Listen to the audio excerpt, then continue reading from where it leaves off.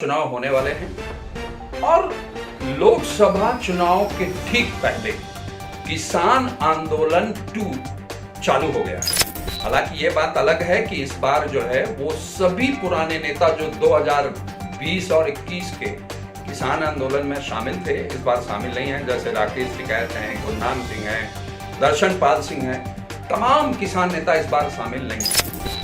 ऐसे में ये सवाल उठता है कि क्या ये किसान आंदोलन 2 विदेशी टूल किट का शिकार हो चुका है?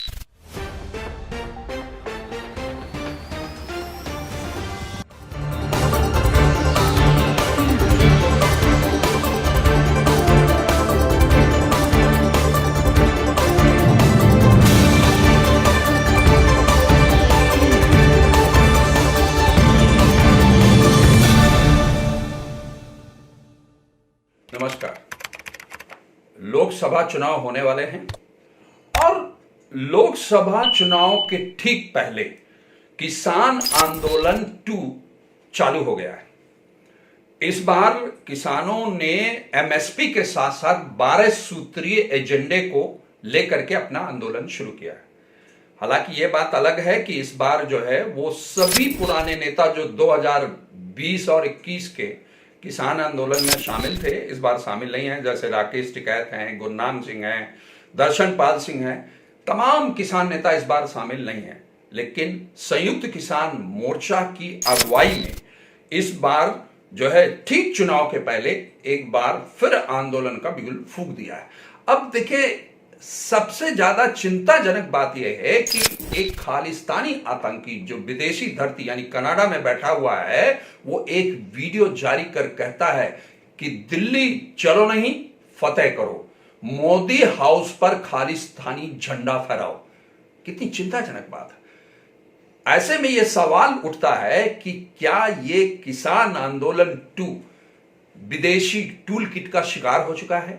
क्या विदेशी ताकतें भारत को बदनाम करने की साजिश कर रही हैं? और ऐसी कौन सी भारत की ही पॉलिटिकल पार्टीज हैं जो इस आंदोलन को जो है हवा दे रही हैं और गलत दिशा दे रही हैं?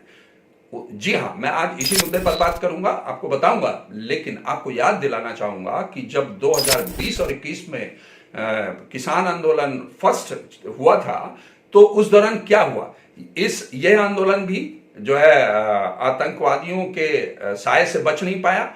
और दिल्ली पुलिस ने जब जांच की तो पता चला कि 300 ऐसे सोशल मीडिया हैंडल थे जो फेक तरीके से जो है लोगों को गलत सूचनाएं दे रहे थे, गुमराह कर रहे थे। और जो वेस्टर्न इंटरेस्ट ग्रुप हैं, ऑर्गेनाइजेशंस हैं, वो इन सोशल मीडिया हैंडल्स को चला रहे थे।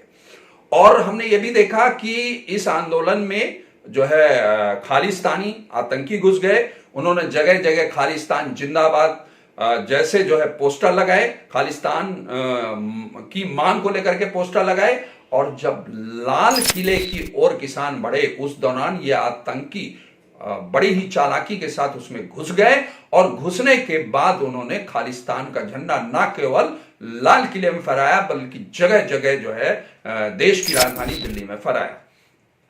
तो ये कुछ ऐसी बातें हैं जो एक बार पुनः इस बात पर विचार करने के लिए बाध्य करती हैं कि क्या वही उसी दिशा में ये किसान आंदोलन 2 भी जा रहा है।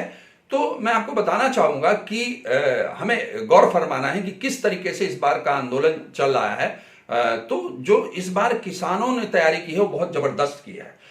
हमने देखा कि ट्रैक्टरों में उन्होंने बाकायदे हाइड्रोलिक जैक्स लगाए हैं और इसके अलावा उन्होंने 6 महीने का राशन इकट्ठा किया है और ट्रैक्टरों के उन्होंने हॉर्स पावर बढ़ाए हैं।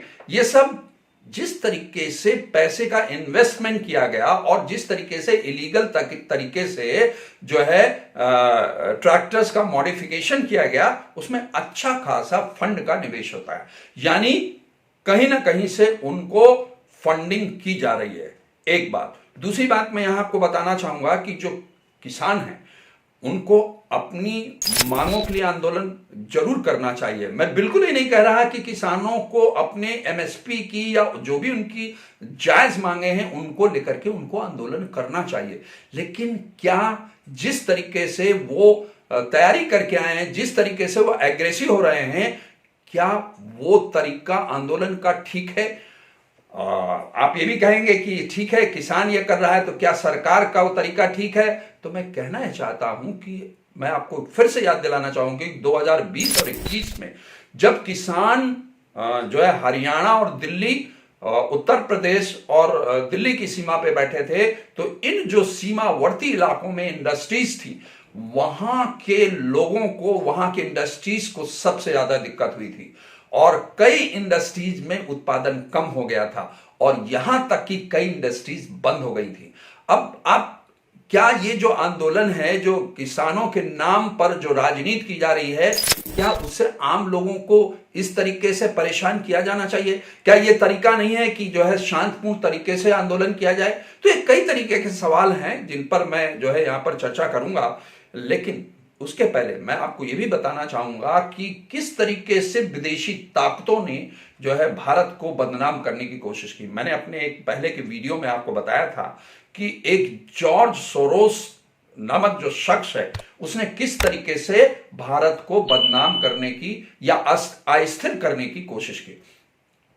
वो जॉर्ज सोरोस अमेरिका का नागरिक है जो है भारत को बदनाम करने की ही कोशिश नहीं करता, बल्कि विश्व के अनेक देशों में जो है उसने ये काम किया है। उसका लगभग 100 से अधिक देशों में नेटवर्क है और वह एनजीओ और मीडिया में अपना निवेश करके जो है वहां की सरकारों को, वहां के कामकाज को प्रभावित करने की कोशिश करता है।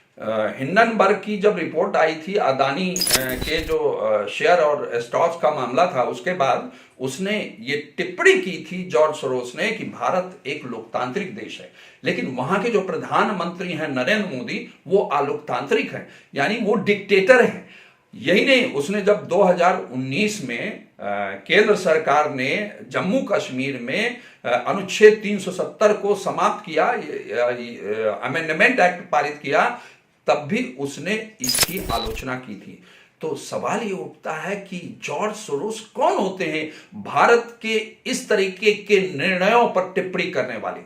मैं ये तो नहीं कहूंगा कि जॉर्ज सोरोस किसान आंदोलन 2 को भी फंडिंग कर रहे हैं, क्योंकि मेरे पास इस संबंध में कोई पुख्ता सबूत नहीं है। लेकिन अब मैं आपको ये बताना चाहूंगा कि किस तरीके से किसान आंदोलन 2 राजनीति से प्रेरित है। हम लोगों को ये पता है कि इंडिया अलायंस नामक गठबंधन 28 विपक्षी दलों ने मिलकर बनाया। उसका उद्देश्य था लोकसभा चुनाव में एनडीए का मुकाबला करना। उसके लिए जो है ये सब इकट्ठे हुए, एक प्लेटफॉर्म पर आए, लेकिन एक एक करके इसके घटक दल उससे अलग होने लगे। सबसे पहले जो टीएमसी नेता ममता बनर्जी हैं, उन्होंने जो है इससे कन्नी काटी और उन्होंने पश्चिम बंगाल में अकेले ही चुनाव लड़ने की घोषणा कर दी। उसके बाद आम आदमी पार्टी के जो नेता हैं भगवंत सिंह मान और पंजाब के मुख्यमंत्री, उन्होंने पंजाब में अकेले ही चुनाव लड़ने की घोषणा कर दी। इसी तरीके से दिल्ली में आम आदमी पार्टी ने 7 लोकसभा सीटों में 6 सीटों पर अपने कैंडिडेट घोषित कर दिए और कहा कि कांग्रेस के लिए हम 1 सीट छोड़ते हैं। और आश्चर्य की बात तो यह है कि जो इंडिया अलायंस के फाउंडर हैं नीतीश कुमार, उन्होंने ही जो है इंडिया अलायंस को छोड़ दिया और एनडीए के साथ चले गया और बिहार में अपनी जो है एनडीए के साथ मिलकर सरकार बना ली। ऐसी स्थिति में जो बाकी बचे हुए दल हैं वो बुरी तरीके से कंफ्यूज हैं और कांग्रेस की बात करें तो कांग्रेस पूरी तरीके से हताश और निराश है। यही कारण है कि जो कांग्रेस के नेता हैं दीपेंद्र सिंह हुड्डा, उन्होंने 16 नवंबर 2023 को जो है किसान नेता रमनदीप सिंह मान से मुलाकात की और उन्होंने मीटिंग में किसान आंदोलन को हवा देने के बारे में रणनीति बनाई और उन्होंने उसको अपनी सहमत दी। और उसी के बाद रमनदीप सिंह ने जो है हरियाणा में सीरीज ऑफ रैलीज की योजना बनाई और जगह जगह उन्होंने रैलीज की। अब ये दीपेंद्र सिंह हुड्डा ने क्या किया कि इस आंदोलन को किस तरीके से एजेंडा बनाया जाए, किस तरीके से कांग्रेस उसे हाईजैक कर सके, कैसे उसका माइलेज ले सके, इसके लिए उन्होंने अमेरिका की यात्रा की और गांधी परिवार के नजदीक रहे सैम पित्रोदा से उन्होंने मुलाकात की और अंतरराष्ट्रीय स्तर पर, वैश्विक स्तर पर जो है किस तरीके से इस किसान आंदोलन के लिए मदद ली जा सके उसके बारे में उन्होंने चर्चा की। और वहां से लौट के आने के बाद फिर जो है रमनदीप सिंह मान के साथ चर्चा होती है। रमनदीप सिंह मान जो है फिर इसके बाद जो है जो चंडीगढ़ में पंजाब के किसान नेता हैं उनसे मुलाकात करते हैं और उनको वो राजी कर लेते हैं दिल्ली चलो के लिए।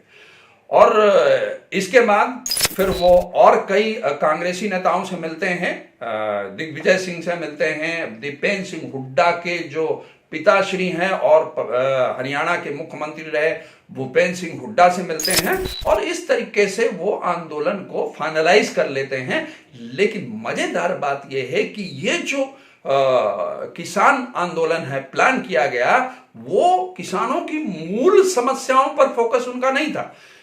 फोकस इस बात पर था कि किस तरीके से इस आंदोलन को बहुत लंबा खींचा जा सके। और यही कारण है कि 11 फरवरी को कांग्रेस नेता राहुल गांधी अपने ट्विटर हैंडल से किसान आंदोलन को अपना सपोर्ट दे देते हैं, अपनी संवेदनाएं व्यक्त करते हैं। तो अब एक चीज और बताऊंगा मैं आपको कि जो ये किसान आंदोलन में भाग लेने वाले जो किसान हैं उन्होंने किस तरीके की तैयारी की है। तो जो उनके ट्रैक्टर हैं वो हाइड्रोलिक जैक उसमें लगाए गए हैं। इसके अलावा जो ये ट्रैक्टर हैं उनका हॉर्स पावर बढ़ाया गया है और 6 महीने का राशन लेके वो निकले हैं। कहने का मतलब ये है कि जो किसान आंदोलन है उसको बहुत लंबा खींचना है। और जो भी ये काम किया गया है, चाहे वो हॉर्स पावर बढ़ाने का मामला हो या जैक लगाने का हो, जो भी इलीगल तरीके से किया गया है उसमें अच्छा खासा इन्वेस्टमेंट होता है, फंडिंग होती। तो वो फंड कहां से आया, ये बहुत बड़ा सवाल है। अब किस तरीके से इसमें खालिस्तानी साया मंडरा रहा है उसे देखना चाहिए। जैसा कि मैंने बताया कि जो किसान आंदोलन फर्स्ट था उसमें क्या हुआ था, तो इस बार भी हमने देखा कि सिख फॉर जस्टिस के जो सो कॉल्ड चीफ हैं गुरु पतवंत सिंह पन्नू, उन्होंने एक वीडियो जारी किया और वीडियो जारी कर कहा कि दिल्ली चलो ही नहीं फतेह करो, मोदी हाउस में खालिस्तानी झंडा फहराओ। ये वही जो है पन्नू हैं जिस पर भारत में देशद्रोह के कई मुकदमे दर्ज हैं और ये वही शख्स है जो कनाडा में खालिस्तानी आंदोलन को हवा देता है और हिंदुओं की आलोचना करता है, हिंदुओं को परेशान करता है। तो ये वही शख्स है।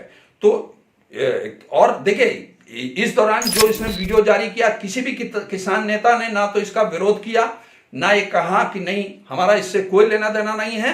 ये बहुत ही आश्चर्य की बात है। तो ऐसी स्थिति में जो है मैं आपसे कई सवाल पूछता हूं, आपको विचार करने की जरूरत है कि आखिरकार ये आंदोलन जो है क्या वास्तव में किसानों की मूल समस्या को लेकर के है? क्या ये आंदोलन सियासी हवा देने के लिए है, किसी दल विशेष का जो एजेंडा है उसको सेट करने के लिए है, उसको पूरा करने के लिए है? क्या इस एजेंडा के माध्यम से खालिस्तानी एजेंडा को लागू किया जा रहा है? क्या जॉर्ज सोरोस जैसी विदेशी शक्तियां जो है इस आंदोलन को हवा दे रही हैं? ये सभी सवाल मैं आप पर छोड़ता हूं, आप इस पर विचार करें। आज के लिए इतना ही, फिर मिलते हैं एक नए मुद्दे के साथ।